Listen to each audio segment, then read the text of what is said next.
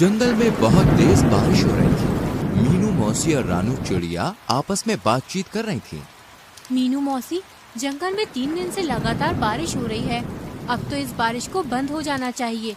तुम सही कह रही हो रानू, लगातार हो रही बारिश से सभी बहुत ज्यादा परेशान हैं और चिंतित भी। मैं जरा जंगल का एक चक्कर लगा कर आती हूँ। इतना बोलकर रानू चिड़िया बारिश के बीच उड़ने लगी।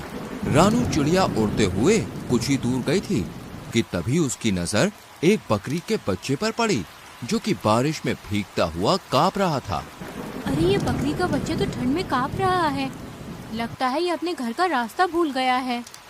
रानू चिड़िया ने इतना कहा ही था कि तभी रानू चिड़िया की नजर उस बकरी के बच्चे से थोड़ी दूर खड़े हुए एक पेड़ के पास एक भेड़िए पर पड़ी।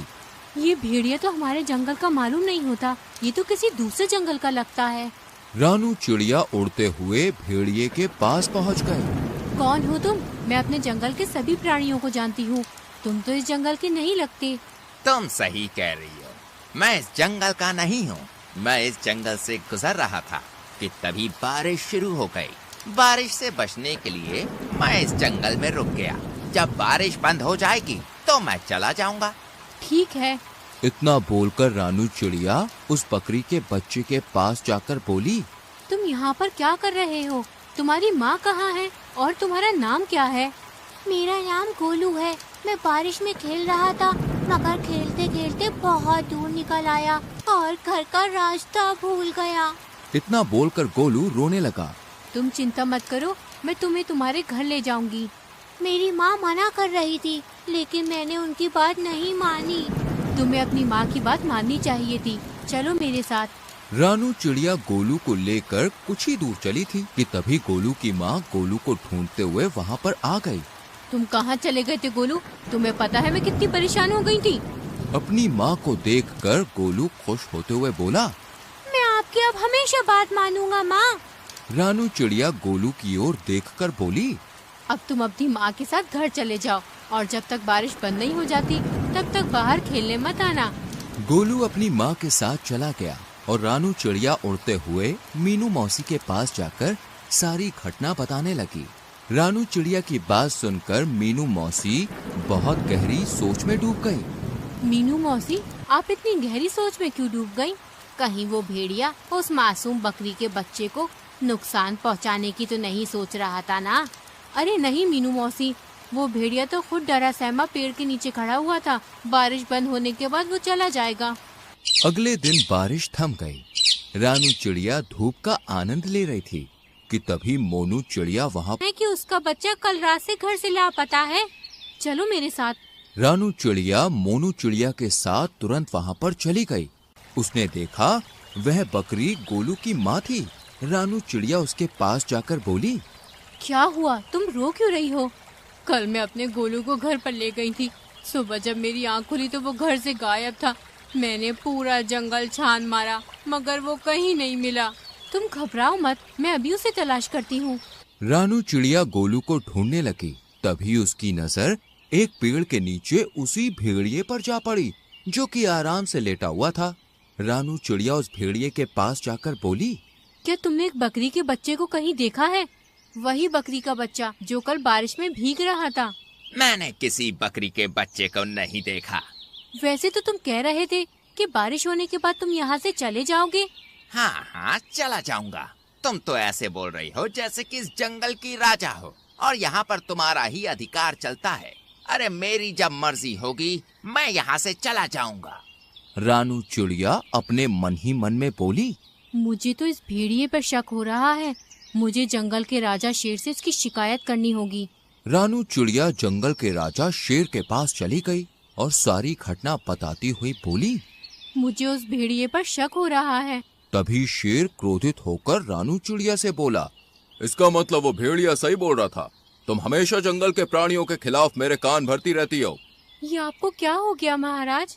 तभी रानू चिड़िया ने देखा वो भेड़िया गुफा के दूसरे हिस्से से निकलकर गोलू के साथ वहाँ पर आकर शेर के सामने खड़ा हो गया है। रानू चिड़िया हैरत से इस दृश्य को देखने लगी। महाराज, जब मुझे पता चला कि ये बकरी का बच्चा कल से गायब है तो मैं जंगल में उसकी तलाश के लिए निकल गया।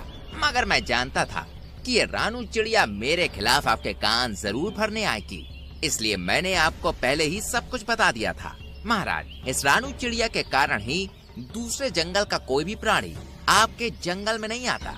शेर रानू चिड़िया की ओर देखकर बोला, और तुम कह रही थी कि इस भेड़िए ने बेचारी बकरी के बच्चे को मार डाला, मगर ये तुम्हारे आने से पहले ही इसे यहाँ सही सलामत ले आया। तुम्हें अब सजा मिलेगी, तुम्हें जेल में डाल दिया जाएगा। इतना बोलकर शेर ने अपने सिपाहियों को आदेश दे दिया और रानू चिड़िया को एक पिंजरे में बंद कर दिया। शेर भेड़िए की ओर देखकर बोला, तुम्हारी जब तक मर्जी हो तुम यहाँ पर रह सकते हो। भेड़िया खुश होकर वहाँ से चला गया। इधर मोनू चिड़िया इस सारे दृश्य को देख रही थी। वह तुरंत मीनू मौसी के पास पहुँच गई और सारी घटना बताते हुए बोली, कुछ कीजिए मीनू मौसी, जंगल के राजा शेर ने रानू चिड़िया को बंदी बना लिया है। मीनू मौसी गहरी सोच में डूबते हुए बोली, जब रानू चिड़िया ने मुझे बताया था कि वो भेड़िया एक पेड़ के नीचे खड़ा हुआ उस बकरी के बच्चे को देख रहा था, मुझे तभी कुछ न कुछ गड़बड़ लग रही थी। जो भी हो, लेकिन आप कुछ भी करके रानू चिड़िया को उस पिंजरे से बाहर निकालिए। चिंता मत करो मोनू, हम दोनों को अभी फिलहाल कुछ नहीं करना। हमें सिर्फ उस भेड़िए पर गहरी नजर रखनी होगी। पहले हमें पता चलना चाहिए कि उस भेड़िए के दिमाग में आखिर चल क्या रहा है, आखिर ये कौन सा मकसद लेकर इस जंगल में आया है। मीनू मौसी और मोनू चिड़िया उस दिन से उस भेड़िए पर नजर रखने लगी। वह भेड़िया दिन भर जंगल में घूमता और दूसरे जानवरों का मांस छीनकर खा लेता। जब भी कोई जानवर अपना मांस देने में आनाकानी करता तो वो धौंस दिखाते हुए खुद को जंगल के राजा शेर का दोस्त बताकर डरा देता उन्हें। एक दिन भेड़िया टहलते टहलते गोलू बकरी के घर के नजदीक चला गया। गोलू अपने घर के बाहर खेल रहा था। भेड़िया उसे अजीब सी नजरों से देखने लगा, मगर उसे नहीं पता था कि मीनू मौसी उस पर नजर रख रही है।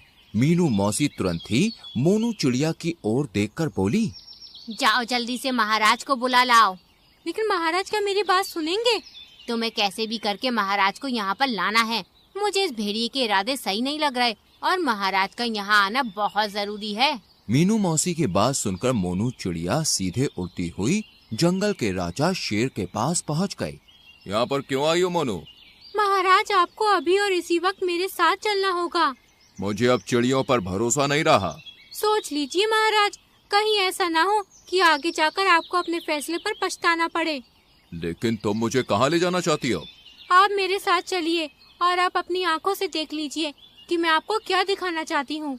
शेर राजा मोनू चिड़िया के साथ सीधा उस जगह पर चला गया। तभी मीनू मौसी शेर राजा के पास आकर बोली, महाराज, उस पेड़ के पीछे छुप जाइए और स्वयं अपनी आंखों से देख लीजिए। मीनू मौसी के कहने पर शेर राजा पेड़ के पीछे छुप गया। भेड़िया गोलू के करीब आकर उसे देखते हुए बोला, आज तुम्हारा मांस खाने का मन कर रहा है मुझे। ये क्या कह रहे हैं आप? पिछली बार जब मैं खो गया था तब